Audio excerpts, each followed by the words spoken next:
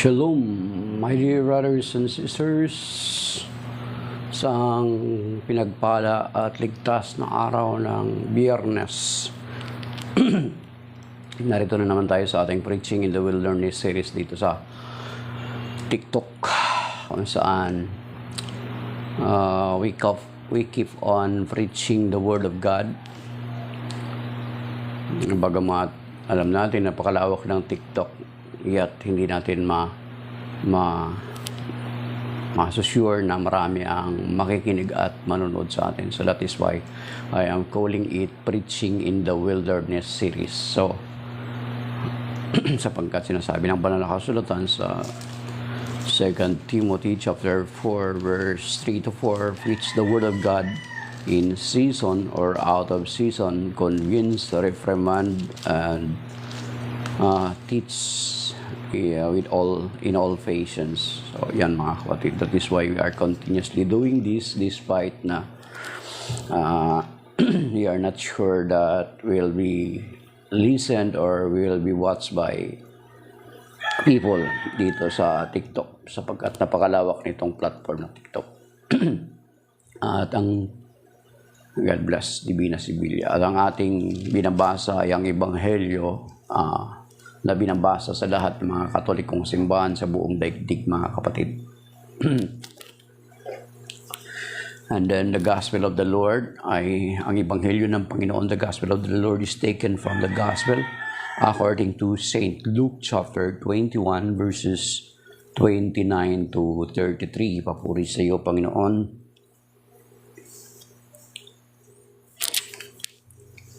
At sinabi sa kanila ni Jesus ang isang talinghaga, tingnan ninyo ang puno ng igos at iba pang punong kahoy. Kapag nagdadahon na ito, alam ninyong malapit na ang tag-araw. Gayon din naman kapag nakikita ninyong nangyayari ang mga ito, malalaman ninyong malapit nang maghari ang Diyos. Tandaan ninyo, magaganap ang lahat ng ito bago mamatay ang lahat ng taong nabubuhay sa ngayon. Mawala ang langit at ang lupa, ngunit ang mga salita ko'y hindi magkakabula. Ang mabuting balita ng Panginoon. Pinupuri ka namin, Panginoong Hesukristo.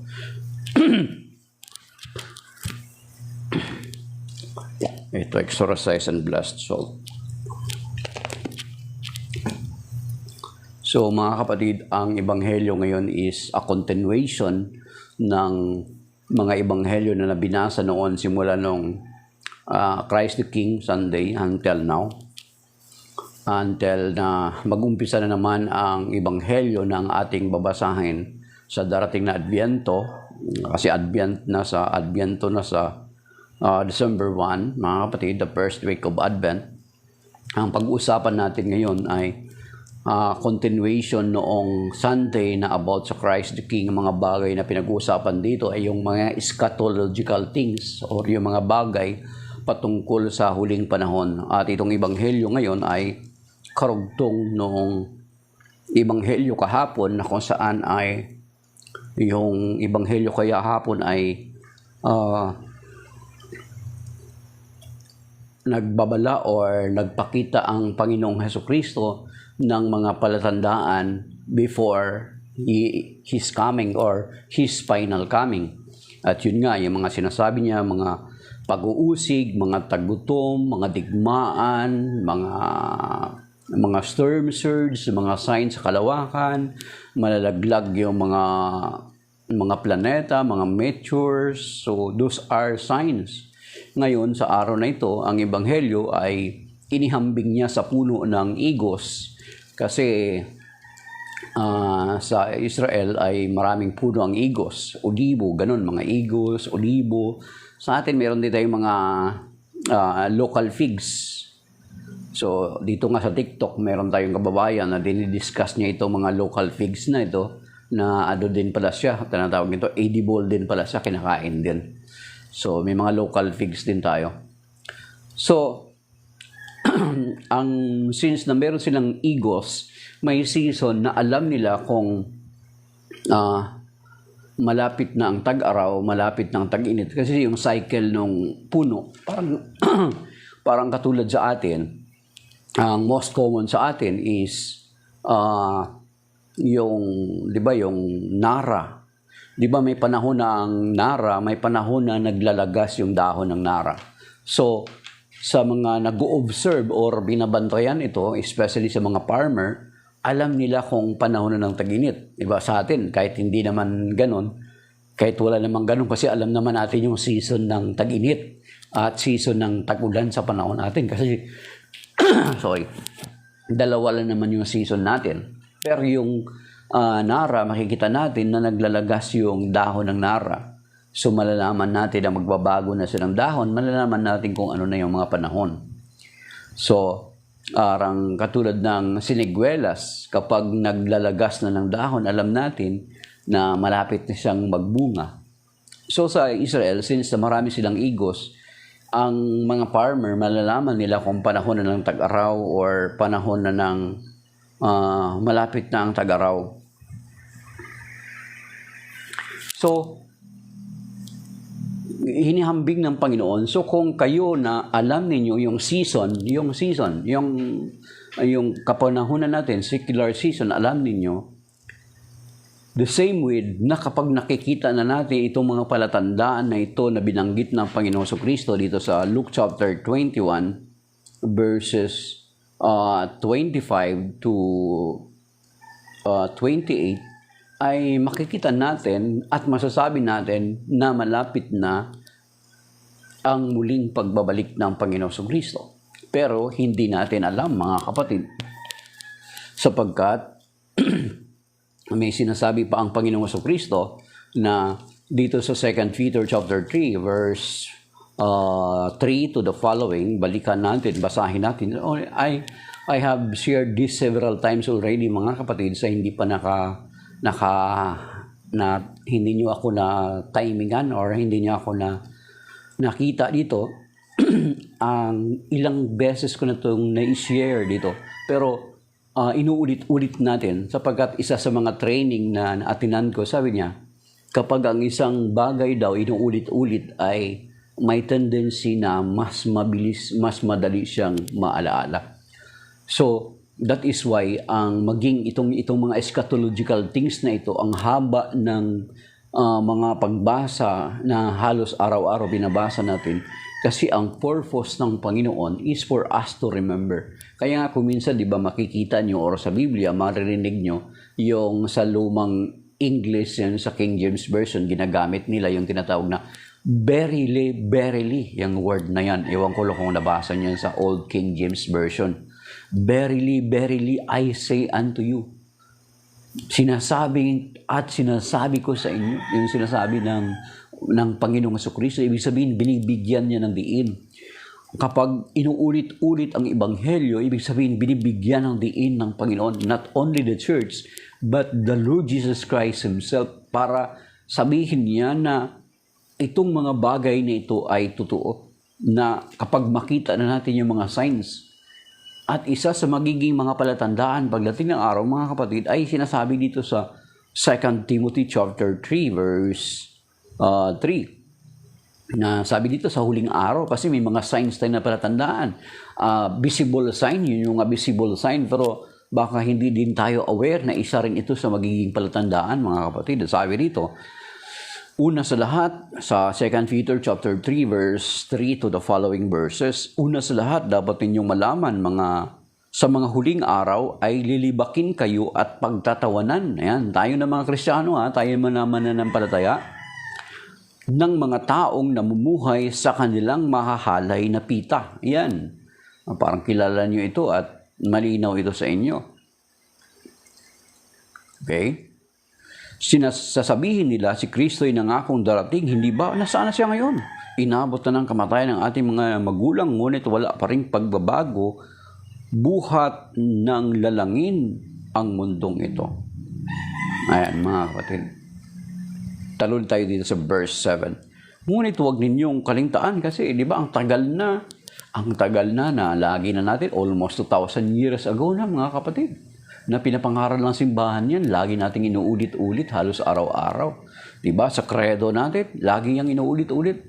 Sa memorial acclamation natin, lagi nating inuulit-ulit. Doon pagkatapos ng ama namin, may binabanggit ang pari doon na ang kinukote niya yung Titus chapter 2 verse 13, as we wait in joyful hope. Diba? Nakalagay doon sa Titus chapter 2 verse 13. Yun, binabanggit din yun pagkatapos na dasalin yung Ama namin.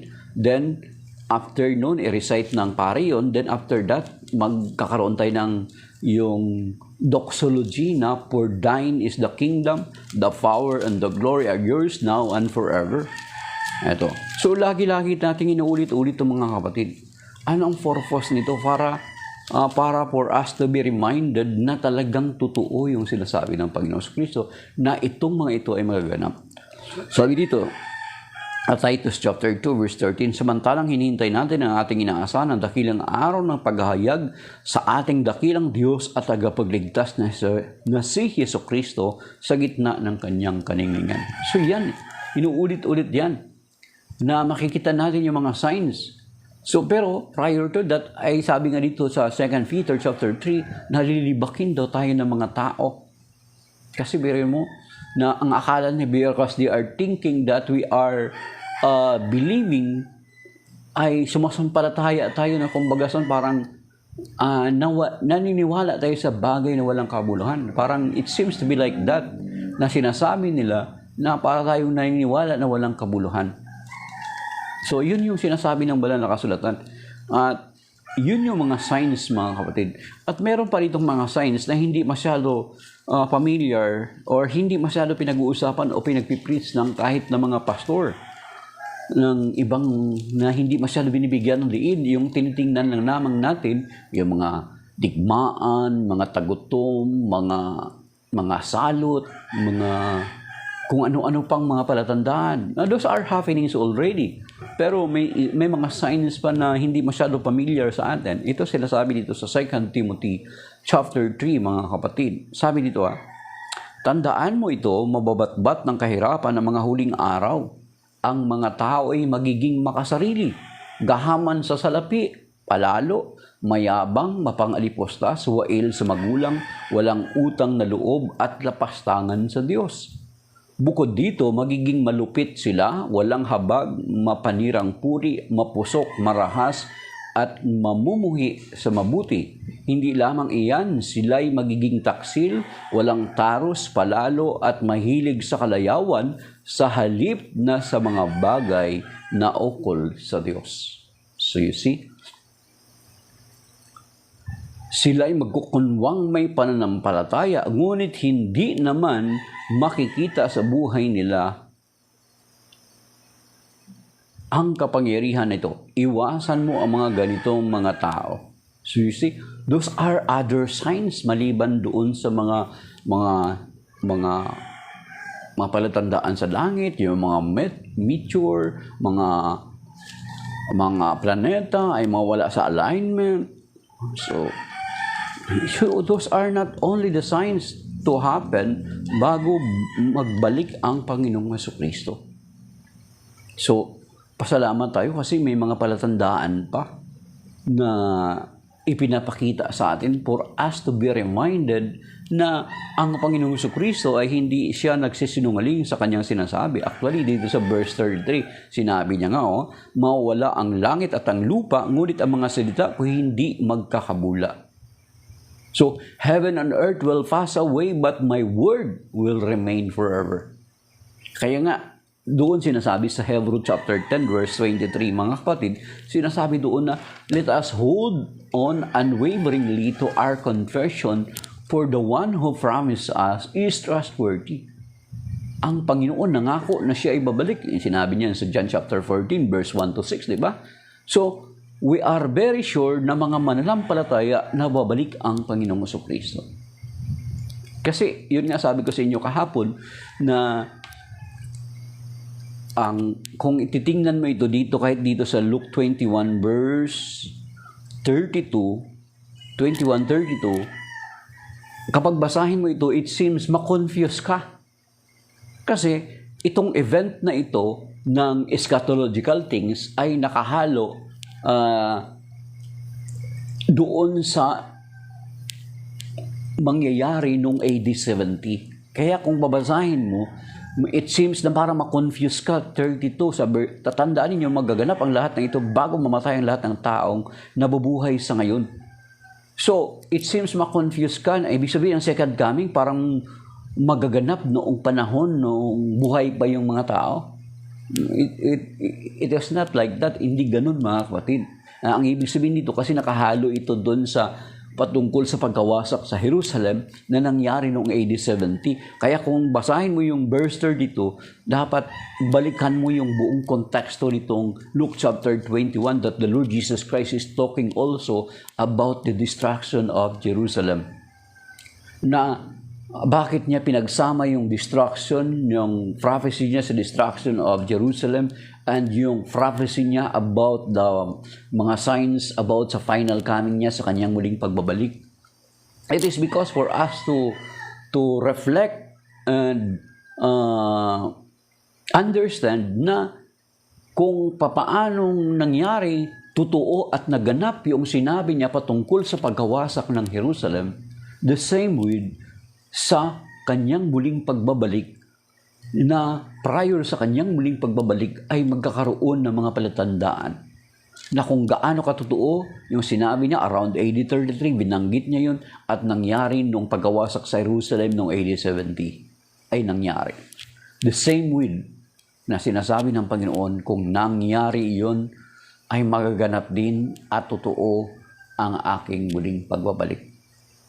Kaya nga dito sa verse 33, mawawala ang langit at ang lupa, ngunit ang mga salita ko hindi magkakawala. Ibig sabihin, heaven and earth shall pass away, but my word will remain forever. Mananatili ang kanyang salita at magkaroon ng katuparan. Kaya nga, inihambing niya yung panahon na kung nakikita nyo nga na sa puno lamang ng igos, malalaman ninyo kung tag-araw. The same with na kapag nakikita na ninyo ang mga palatandaan, mga signs dito na binabanggit sa verse 25 to the following, ay ganun din na kapag nakikita na ninyo ang palatandaang ito, ay ito'y palatandaan na malapit nang bumalik ang Panginoon Kristo. That is why, mga kapatid, kaya nga itong mga tao na ito na ayaw maniwala sa Panginoong Kristo, actually, pagdating dito sa pagbabalik ng Panginoong Kristo, ito how many times na inuulit-ulit natin to, sana ma-memorize na natin sa mga nakasubaybay sa akin. Dapat hindi natin pagsawaan na pakinggan ito sapagkat ito ay katotohanan, mga kapatid. Kaya nga sabi dito sa Revelation chapter 1, verse 7 and 8, ang sabi dito, sa buksan niyo po sa Bible nyo dyan, do not just rely on your Bible app, open your Bible, okay? May Tagalog ako rito ng Bible. Yan.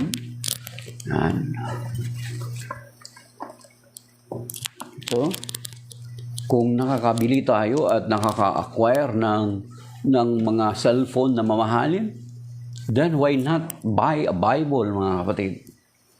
At kung may mga Bible kayo na magaganda at gusto nyo ipamigay, tatanggapin ko. So, mga kapatid, ganoon sinasabi. Dito sa Revelation chapter 1, verse 7 and 8, ito mga kapatid, tandaan ninyo ito. May mga tao, kaya minsan ito yung pinagtatalunan ng kahit kapwa namin Katoliko, natin Katoliko. Ang kaligtasan daw ay para lamang sa ilan? No. Salvation is for all. Sinasabi sa John 3:16, di ba? For God so loved the world that He gave His only begotten Son, that whosoever believes in Him. Ang sinasabi nun, for God so loved the world. So, the salvation is being offered to humanity. Iniligtas na tayo ng Panginoon sa Kanyang kamatayan sa krus, pero after noon, dapat we are in our hands kung ipagpapatuloy natin yung kaligtasan na yun, mga kapatid. Kasi ang fullness of salvation is pag na-reveal na ang Panginoong Kristo, mga kapatid. Iniligtas niya na tayo, na-restore niya yung broken relationships natin sa Diyos nung nagkasala tayo, na-restore na. But after it is for us kung ipagpapatuloy natin itong kaligtasan na ibinigay sa atin, mga kapatid. Kasi sinasabi doon sa Matthew 24, di ba? Ang mananatili hanggang wakas ay siya lamang maliligtas. May sinabi pa rin dito kahapon sa Luke 21,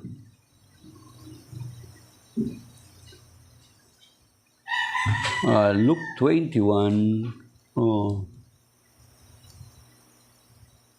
verse 19, sa inyong pagtitiis ay tatamuhin ninyo ang buhay na walang hanggan.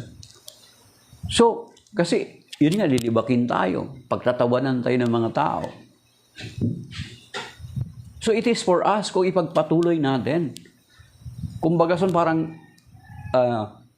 we were being freed from the prison of sin. After that, tayo na magdidesisyon kung patuloy ba tayong susunod sa Panginoon or kung babalik tayo doon sa bilangguan, mga kapatid. Diba? We were being freed by the Lord through His death on the cross, and then binuksan na yung kulungan, nakalaya na tayo. Pero ang tanong is, dapat susunod tayo sa Panginoon. Pero kung babalik ka doon sa kulungan, it is for you, mga kapatid. Kasi ang kaligtasan is a free gift ng Lord.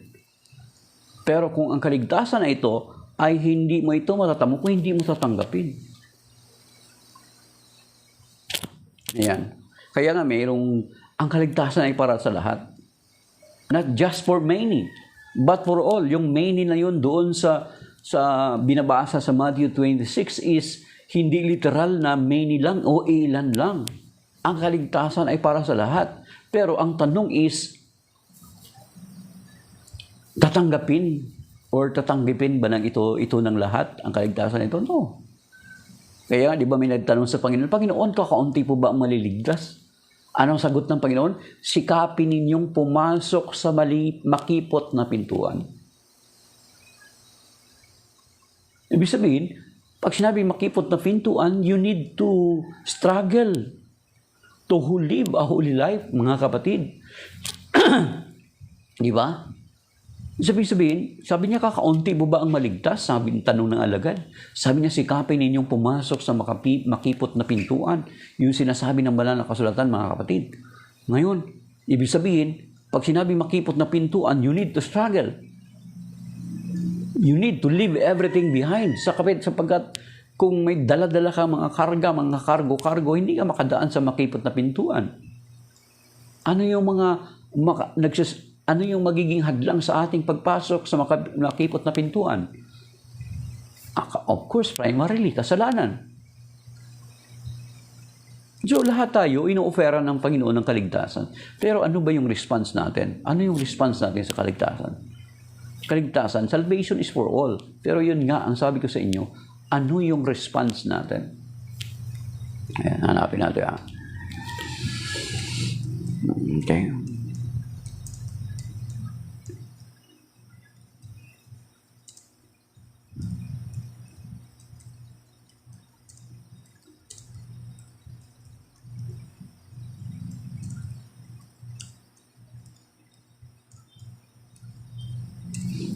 Okay.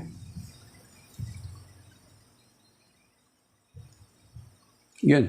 Yan sa Luke chapter 13, verses 24 to 25. Kalooban ng Panginoon na lahat ay maligtas at makaalam ng katotohanan. Yan sinasabi sa 1 Timothy 3 and 4. Pero, ang tanong is, gusto ba nating maligtas? Gusto ba ng lahat ng maligtas? Kung titingnan natin around us, it seems hindi. Ang kaligtasan ay para sa lahat, hindi lamang para sa ilan. Pero ang dangan nga lamang, tayo yung tutugon, tayo yung aaksyon. Hindi tayo pwede ipilit ng Panginoon kung ayaw natin. Kaya nga, ang sinasabi sa Matthew 24, ang mananatili hanggang wakas ay siya lamang maliligtas. Diyon sa Luke chapter 19, verse dito sa Luke chapter 19, sabi rin ito,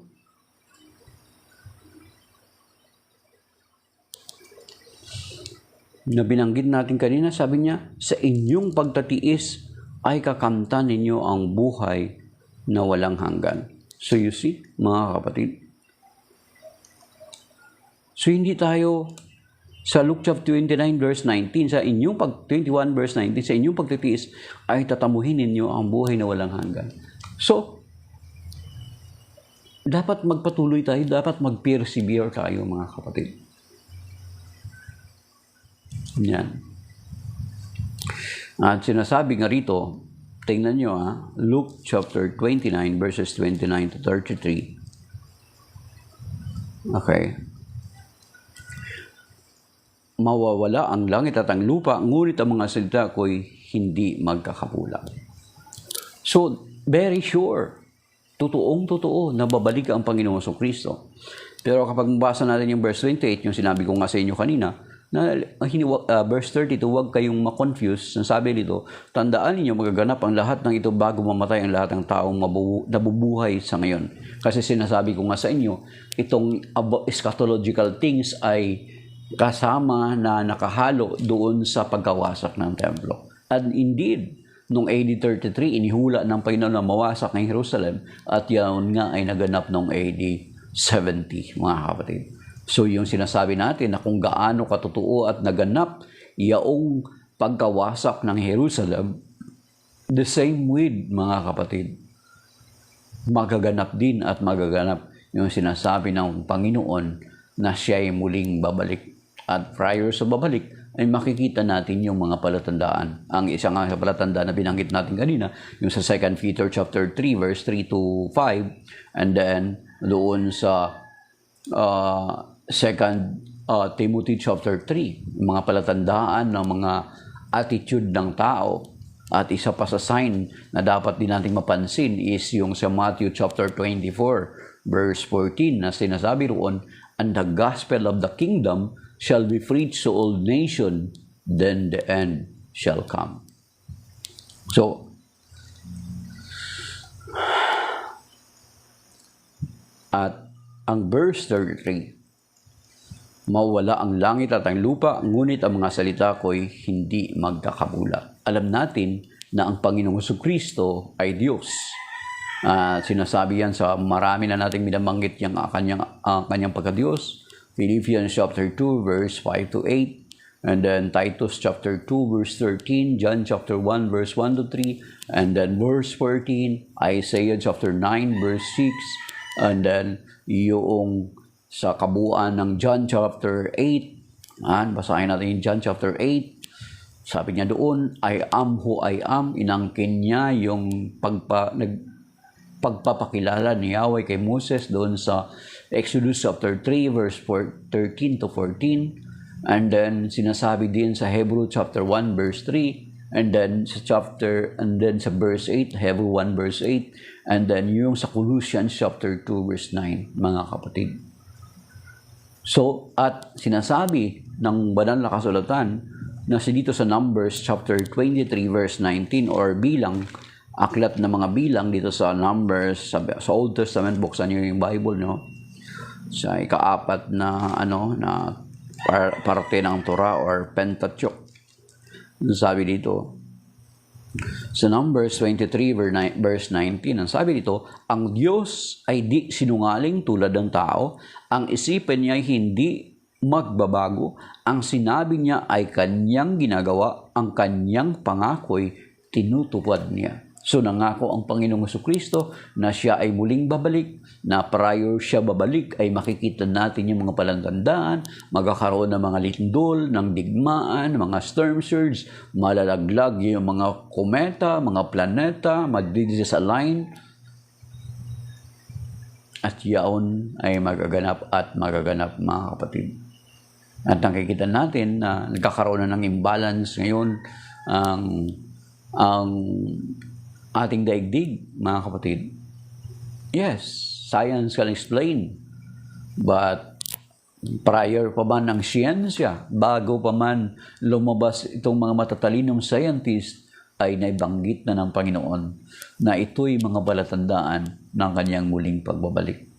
At itong sinasabi sa Numbers 23 verse 19 na ang Diyos ay di sinungaling katulad ng tao, ang isipan niya ay hindi nagbabago, ang sinabi niya ay kanyang ginagawa, ang kanyang pangako'y tinutupad niya. At sinasabi pa doon sa Hebrews chapter 10 verse 23 na sinasabi dito na let us hold on unwaveringly to our confession, for the one who promised us is trustworthy. Mga kapatid, so mapanghahawakan natin at mapanghahawakan katotohanan, sabi ng Panginoon, katotohanan, na mapanghahawakan natin yung kanyang salita, at kapag kanyang sinabi ay kanyang ginagawa. Sabi dito, Hebrews chapter 10 verse 23, let us hold unwaveringly to our confession that gives us hope, for he who made the promise is trustworthy. And the Lord Jesus promised us that He will return again. That is why, pagdating ng araw,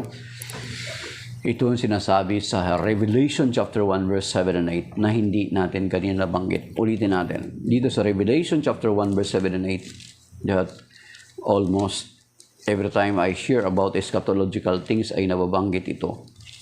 At nabanggit ito nung last Sunday, mga kapatid. At ulitin natin ulit. Ang sabi rito, pakatandaan ninyo, darating siyang nasa mga alapaap, makikita ng lahat, pati ng umulos sa kanyang tagiliran, dahil sa kanya iiyak ang lahat ng libi sa lupa, magkagayon nga. Amen. Yun, mga kapatid. Iiyak ang lahat ng libi. Makikita ng lahat ng mga tao ang kanyang muling pagbabalik. Kaya nga yun yung sinasabi natin, there is no secret rapture. Kapag may mabasa tayong ganun na secret rapture, kapag may mabasa tayo sa Biblia na ganun, ay huwag nating kaagad i-jump into conclusion na ito na nga.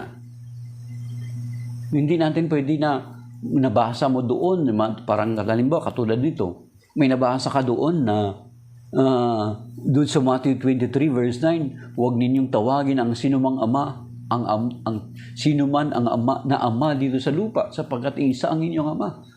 So, huwag natin kaagad i-jump into conclusion na yun na ngayon, na hindi ngayon, na literal ngayon. Kaya mga kapatid natin, mayroong ganun, na literal.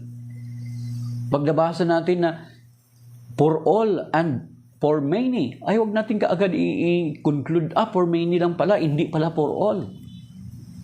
Hindi na-jump natin kaagad without studying first the original text, ano ba ang kahulugan nito? Kasi ang Biblia hindi yan comics, mga kapatid.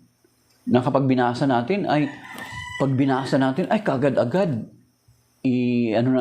i-grab natin. Na lalo na kapag ito'y against sa tingin natin ay puntos natin against sa Catholic Church. Hindi ganon. Ang pag-intindi ng Biblia, intindihin mo siya in its entirety. Wag yung makita mo lang yung verse na yun, ayun na lang kaagad ang panghawakan mo without considering other passages of the Scripture. Hindi pwede mag-ispadahan, mga kapatid, ang salita ng Diyos. Hindi pwede magkontrahan. Yun ay sa ating pagkaunawa, it seems to be contradiction. Hindi ganun ang pag-intindi ng Biblia. Ito marami. Ito yung sinasabi ng Biblia, ito marami ang patungkol dito. Ito yun. No. Dapat intindihin natin sa kabuuan, hindi yung tinatawag na prop texting. Intindihin natin yung konteksto. Ano yung historical background? Sino yung audience? Sino yung kausap? Ano yung intention ng author? Ganun, mga kapatid. Or else, yun yung nangyari. Kung hindi natin iniintindi.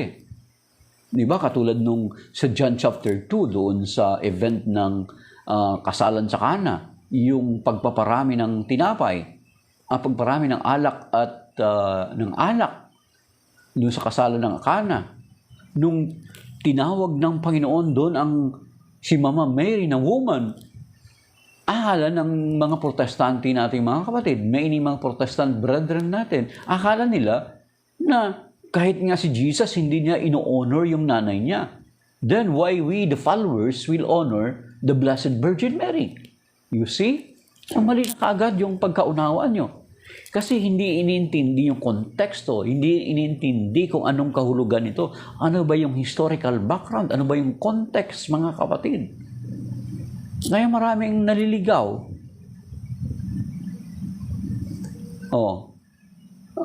Sinasabi ko yan kasi naranasan ko. Napunta rin ako dati sa Southern Baptist. Isa sa pinaka-original na Baptist. Kasi di ba ang dami na rin ng mga Baptist churches ngayon. Ang Southern Baptist is one of the original, is one of the pioneer Baptist sa grupo ng mga Baptist, mga kapatid. Ang turo dati sa amin, berin mo, ang turo, pinaniwalaan ko, yung patungkol sa sign of the cross. Berin mo, sulat skriptura sila, pero tinuruan ako nang wala sa Biblia. Yung sabi niya ng mentor ko, Nung Maeng, kung buhay ka pa ba, God bless you. Ang turo is, huwag kang mag-sign of the cross kasi noong panahon ng nililitis ang Panginoong Kristo ay nagsigawan ang mga tao na ipako siya sa krus. Sabi niya sa akin, yung mga tao daw na nasa malayo, na hindi na marinig ang tinig, ay nagaantanda na lang ng cross. Wala yan sa Biblia, mga kapatid, pero tinuro nila sa akin yun. Kaya noon, kahit nakabalik na ako sa Catholic Church, ang pag-aantanda ng cross ay hindi ko ginagawa. Kara-karaka, ang tagal pa bago ko ginawa. Kasi yun yung sinabi sa akin. Pero kung susuriin natin ang Biblia, mga kapatid, ay hindi gagawin ng mga Hudyo yun, mga kapatid. So you see, sa Galatians chapter 3, mga kapatid,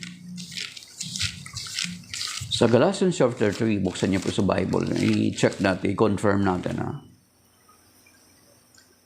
Ito, sa verse 13, tinubos tayo ni Kristo sa sumpa ng kautusan nang siya'y magdusa na parang isang sinumpa sapagkat nakasaad sa kasulatan, sinumpa ang mga bawat binitin sa punong kahoy. So kung ang Panginoong Kristo ay ipinako sa krus, sa mga Hudyo, ang tingin nila kapag naipako ka sa krus, isa kang taong isinumpa. Then why? Kung ginagamit natin yung utak natin, yung pag-iisip natin, why ang mga Hudyo mag-antanda ng krus to signify they are affirming or they are agreeing to other people na ipako siya sa krus? Hindi nila gagawin yun. Or else, parang nagtatanda sila ng sumpa sa kanilang katawan. Of course, sa atin, sabihin na rin natin, bakit tayong Katoliko, nag-antanda tayo ng krus, tanda pala ng sumpa? Noon, prior ipako ang Panginoon Kristo sa krus, yan yung kahulugan, ang konteksto sa mga Hudyo. Pero ang konteksto natin ng mga Kristiyano, ng mga Katoliko, ang sign of the cross ay hindi sumpa, kundi isang pagpapala. Alam mo kung bakit? Sinasabi dun sa 1 Corinthians chapter 1 verse 18. Diyan sa King James Version, sa King James Version ng Bible nyo, sabi dito, for the preaching of the cross, dito sa King James Version, paborito ng mga kapatid nating protestante. For the preaching of the cross is to them that perish a foolishness. But unto us which are saved, it is the power of God. So, kapangyarihan ng Diyos yun. Noon, sa konteksto ng mga Hudyo, kapag mag-antanda, yung patungkol sa cross is kahihiyan, sumpa, but for us, no more. Iba na yung konteksto natin because the Lord Jesus Christ saved us by His death on the cross. Kaya every time natin na nag-aantanda tayo ng cross, ay ipinapahayag natin yung pagliligtas ng Panginoong Jesucristo, mga kapatid. Different context na yung konteksto natin sa mga Hudyo. Kaya nga sinasabi dito ni San Pablo sa Galatians chapter 2, tingnan natin kung tama ako, hanapin natin. Galatians chapter 2 verse 20. Okay. Galatians chapter 2 verse 20. No. Okay. Hanapin natin mga kapatid,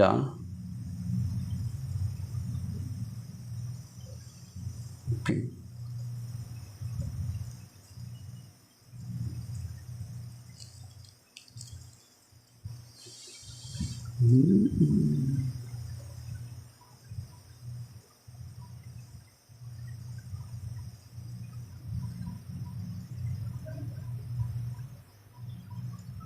Hindi ko makita, hanapin natin dito. Dahil lang.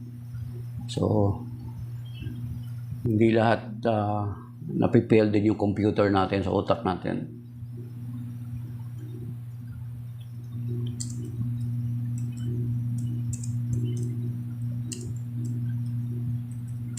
Okay, hanapin natin mga kapatid, na every time na nagsa-sign of the cross tayo, ipinapahayag natin yung pagliligtas natin ng Panginoong Jesucristo sa atin. Hindi nasumpa ang ating kahulugan. So yan. At saka yung sinasabi sa 1 Corinthians chapter 1 verse 18, for the preaching of the cross for those who are not saved is foolishness, but for us who are saved, it is the power of God. Yan, sa Galatians chapter 6 verse 14, mga kapatid. Sinasabi dito sa Galatians chapter 6 verse 14, sabi dito, huwag nawang mangyari sa akin ang gayon, ang krus lamang ng ating Panginoong Jesucristo ang siya kong ipinagmamapuri, sapagkat sa pamagitan ng kanyang krus ang sanlibutan patay na para sa akin at ako'y patay na para sa sanlibutan. So, yan, bakit nahantong tayo sa ganitong usapan? Sapagkat nag-uusap tayo patungkol sa eschatology, pero dumating tayo dyan. Sapagkat binibigyan natin ng diin na kung ano yung mabasa natin ay katulad nung sa sinasabi na may rapture, yung rapture, yung secret rapture, ay wag nating kagyat na tingnan na literal. Then nag-quote nga tayo ng other passages na mga references na hindi ganun yung pag-intindi sa Biblia. That is why humantong tayo dito na pati ang pag-aantanda ng krus patungkol sa pagliligtas ng Panginoon Jesucristo ay ating nabanggit. Kasi pag nagbasa tayo sa Biblia, mga kapatid, that is why sa Catholic Church, ito mga kapatid, sa Catholic Church, meron tinatawag na Basic Bible Seminar. Yung parang basic course in studying the Scripture. Ang Basic Bible Seminar, level 1, and then may level 2, level 3. Mga tag 2 days ng seminar yan. Aralin kung mula Genesis hanggang Revelation, yung mga chapter, yung mga verses, kung aralin yan. Mga basic. Then, inaaral din yan kung sino yung nag-compile ng Biblia, kung sino ang naglagay ng mga chapter at verses sa Biblia. FYI, of course, sa hindi nakakaalam, Catholic Church ang gumawa noon, mga kapatid.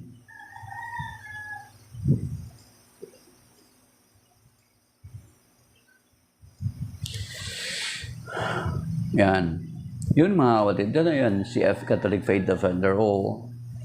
Kaya nga, ini-encourage na mag-aral muna ng Basic Bible Seminar. Iwan ko lang sa inyo, Catholic Faith Defender, kung sa parokya nyo merong BBS. Sa amin, meron kaming, nung nag-planning kami nung November 8, ay kasama sa planning namin yung mga Basic Bible Seminar, BBS 2, yan, Basic Bible Seminar 2, yung mga nag-graduate ng BBS 1, mag-attend ng BBS 2, and then, meron kaming Bible Symposium sa culmination ng Bible Week sa January. Meron kaming ganon.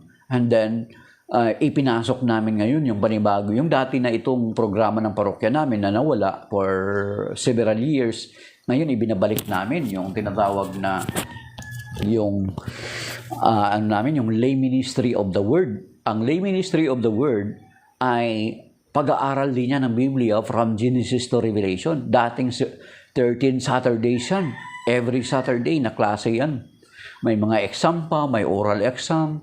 And then doon ipag-aaralan kung sino yung author, anong panahon na isulat, ano yung background, ano yung mga highlights na event nung inaaral namin doon sa namin doon sa Lay Ministry of the Word. At yan nga ay inintroduce namin, pinapasok namin ngayong taon na ito sa parokya namin.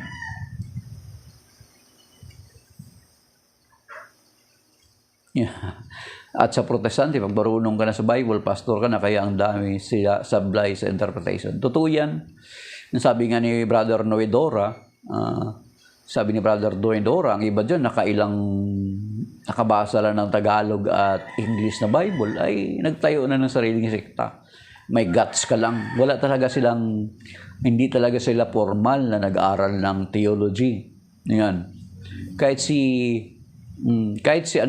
Sister Adendora, yung kapatid ni Brother Noedora, actually, nag-graduate siya sa college. Iba ang course niya, pero hindi talaga siya proper na nag-training or nag-aral sa theology bilang pastor. Pero naging pastora siya ng Kamakop ng Alliance. Yun, mga kapatid. So yun, wala talaga silang basic training na pagiging pastor. So, ang kapatid ko, of course, yung kapatid ko, talagang na-convert siya, pastor siya ngayon. Talaga nakapag-aral siya ng 4-year course sa seminary bilang pastor. Nakagraduate talaga siya. Pero many of the pastors ay hindi talaga nakagraduate. Hindi talaga nakagraduate.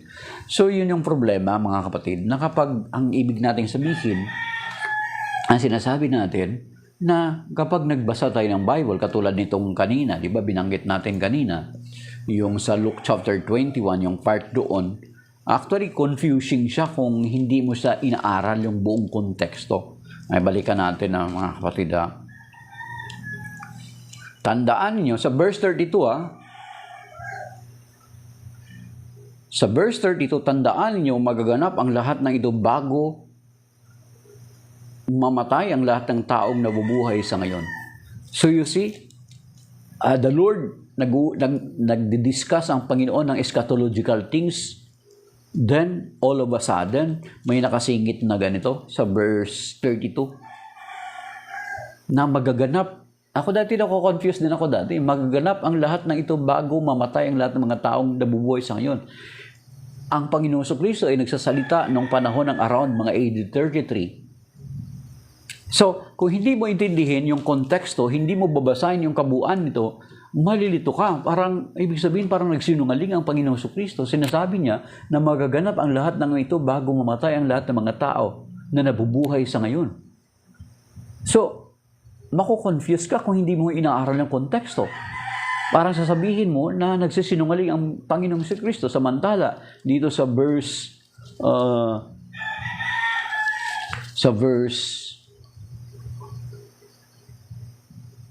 33, mawawala ang langit at ang lupa, ngunit ang mga salita ko'y hindi magkakabula.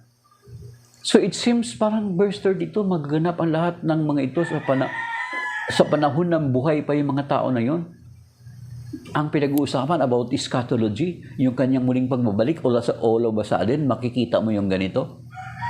Ngayon, kung hindi mo inaaral na maigi, hindi mo inintindi yung konteksto, malilito ka. Pero ang tinutukoy dito is about the destruction of Jerusalem that indeed really happened on AD 70.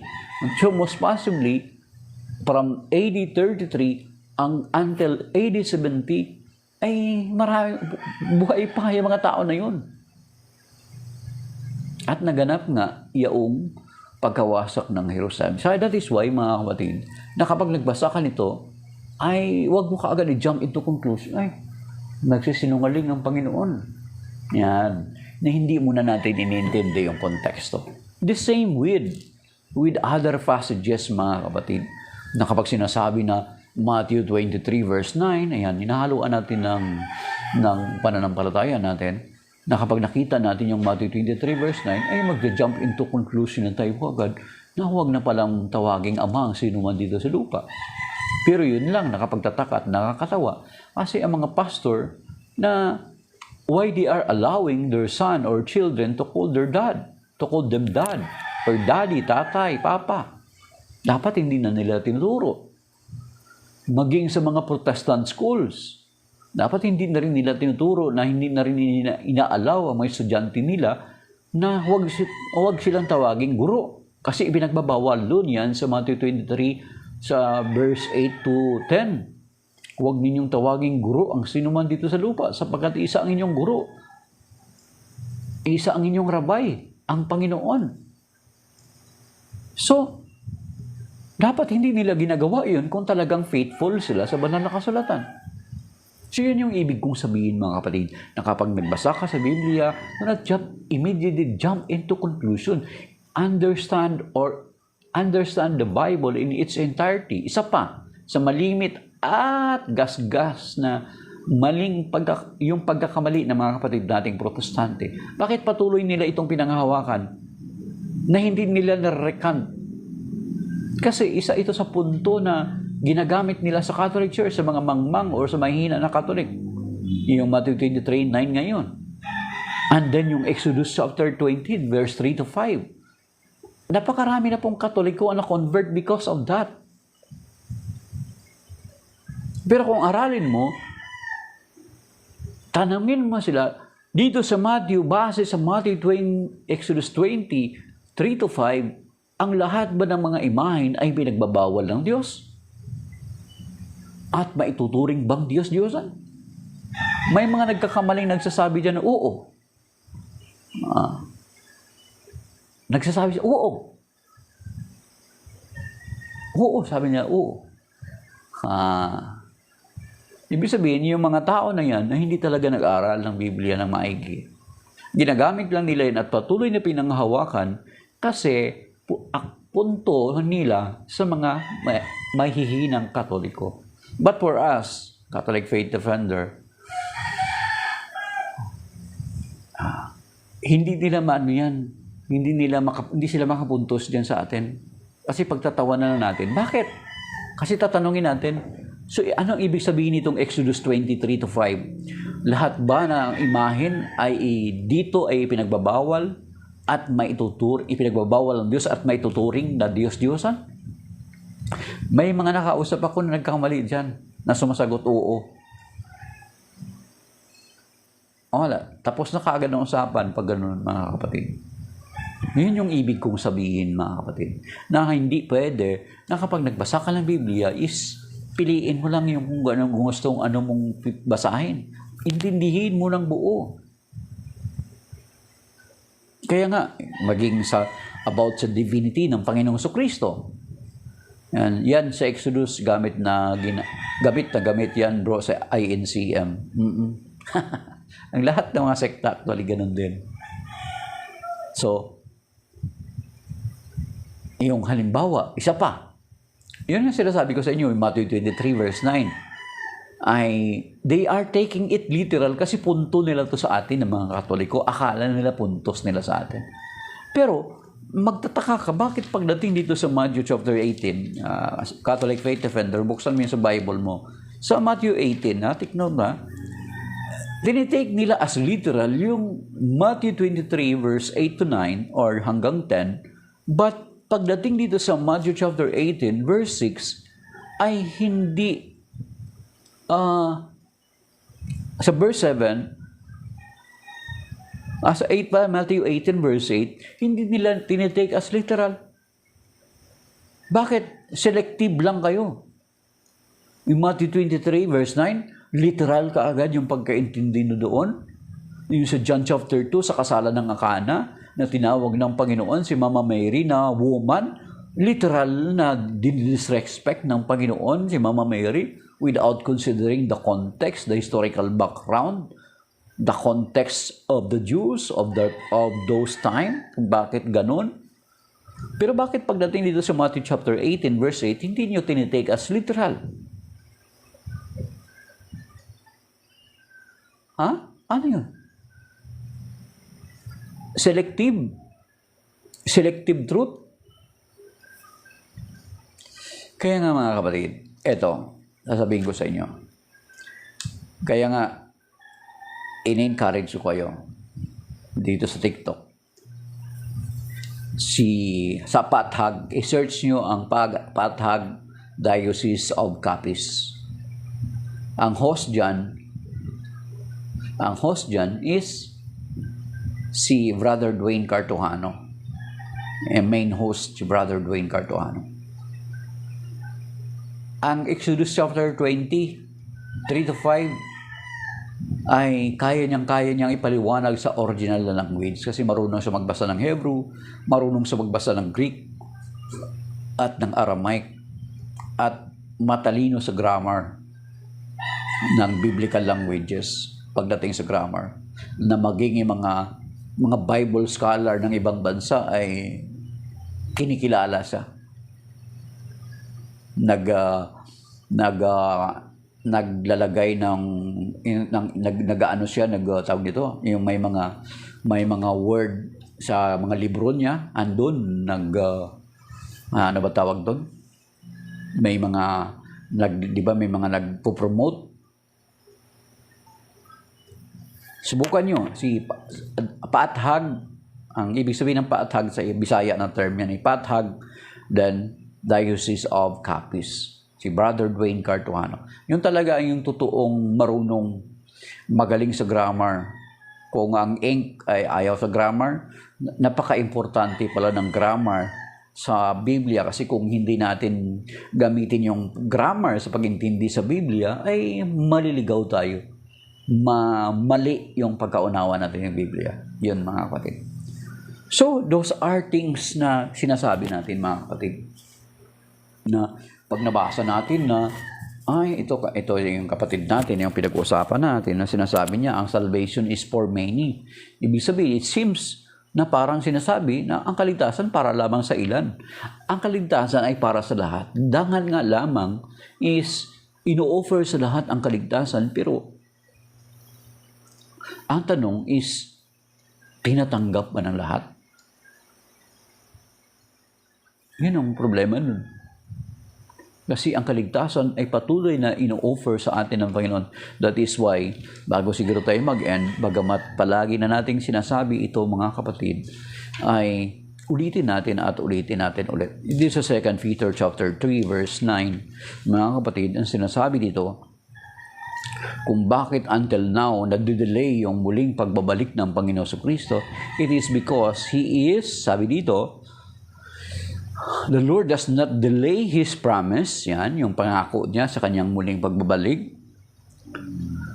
As some regard, delay, na katulad ng sinasabi ng iba na delay, but He is patient with you, not wishing that any should perish, but that all should come to repentance. So yun pala yung purpose. Why it seems to be the Lord is not coming back, but it is His mercy towards us. He is patient to us. He wanted us all to return to Him so that we will acquire or matatanggap natin ang kaligtasan, ang ganap na kaligtasan. Mga kapatid. So maybe that is by now mga kapatid. Shalom at maraming salamat sa mga sumubaybay, sa mga nag-tap ng screen, yung mga nag-like 339 at sa iyo Brother Catholic Faith Defender na may sinabing ayaw na alaw nila kay Mama Mary. Yun nga ang problema. Hindi rin nila naintindihan yung sinasabi sa Genesis chapter 3 verse 15. Ang sinasabi sa Genesis 3:15, yung proto-evangelyo, ang binhi mo at ang binhi niya ay laging mag-aaway. So, ibig sabihin, kung may you are against kay Mama Mary, abay, obvious ka agad kung kanino ka binhi. Mga kapatid. So, dapat yung mindset natin maiba na. Tindihin mo yun, ha? Genesis chapter 3 verse 15, kapag kontra ka kay Mama Mary, then baka hindi ka binhi ng babae, kundi binhi ka ng ahas. Mga kapatid. Yan yung dapat mo ma-realize, mga kapatid. So, maybe that is by now, mga kapatid. Maraming salamat sa mga nagsubaybay at nakinig at nanood. Shalom, and may God bless us and keep us safe and sound sa araw na ito. Amen.